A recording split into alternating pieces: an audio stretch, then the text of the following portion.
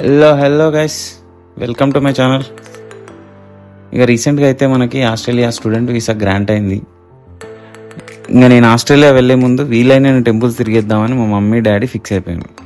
ఇంకేముంది, ఇంకా ఒకరోజు వీలు చూసుకొని కర్ణాటకలో బిదర్లో ఉన్న నరసింహస్వామి టెంపుల్కి స్టార్ట్ అయిపోయాను. మా ఇంటి నుంచి అయితే కరెక్ట్గా 3 hours జర్నీ. ఈ టెంపుల్ చాలా ఫేమస్ అండ్ చాలా పవర్ఫుల్ కూడా. ఈ టెంపుల్లో స్పెషాలిటీ ఏంటంటే నరసింహస్వామి విగ్రహాన్ని చూడాలంటే దాదాపు 1 kilometer వాటర్ లోపల నుంచి నడుచుకుంటూ వెళ్ళాలి. నాకు తెలిసి దేశంలో ఇలాంటి గుడి ఇది ఒక్కటే ఉంది.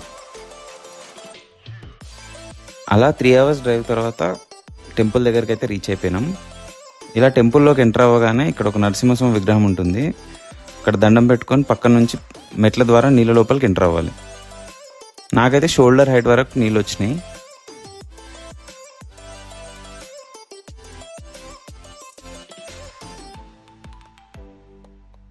మరీ అంత లోతైతే ఉండదు, కానీ నీళ్ళు మాత్రం బాగా చల్లగా ఉండే.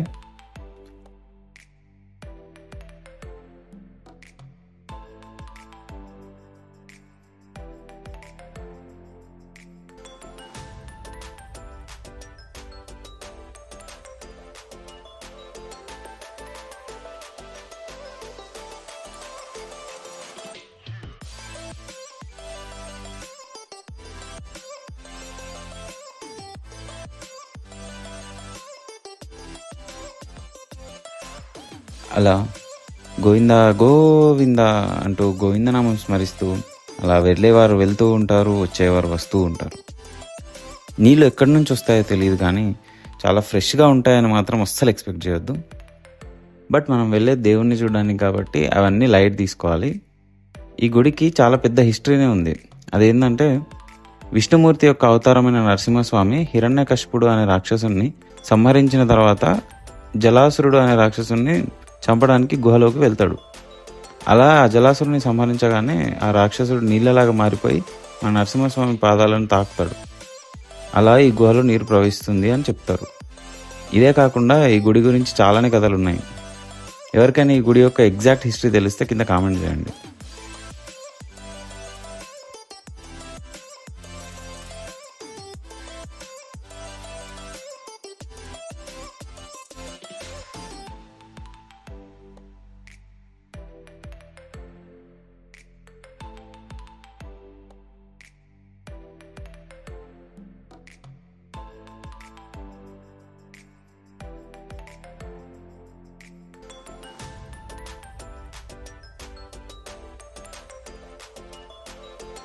అట్లా గోవింద నామస్మరణలో మునిగి తేలుతూ అలా ముందుకెళ్తుంటే కొంత సమయానికి ఇంకో మెట్లు వచ్చినాయి.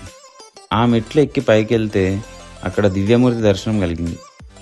ఏ మాట కామాట నరసింహస్వామి విగ్రహం మాత్రం చాలా బాగుండే అండ్ చాలా ఫెరోషియస్గా కూడా ఉండే. విగ్రహం చూడగానే అన్నీ మర్చిపోయి ప్రశాంతమైన ఫీలింగ్ అయితే వచ్చిండే. ఇక అట్లా దర్శనం అవ్వగానే తిరిగి అదే మెట్ల ద్వారా నీళ్ళలోకి వెళ్ళాలి. అలా అదే నీళ్ళలో నుంచి మళ్ళీ రిటర్న్ అవ్వాల్సి ఉంటుంది.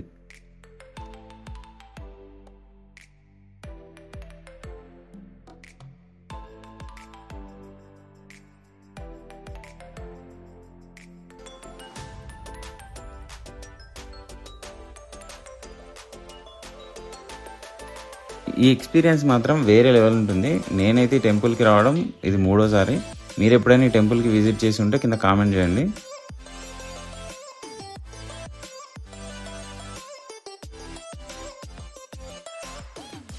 అలా వెళ్ళేటప్పుడు ఎంట్రన్స్లో ఉన్న నరసింహస్వామి విగ్రహానికి మళ్ళీ దండం పెట్టుకొని బయటకు వెళ్ళిపోయాను.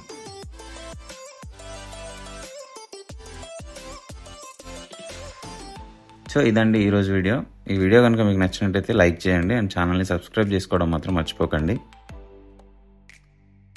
ముందు ఇంకా మంచి కంటెంట్తో మీ ముందుకు వస్తాను. Thank you.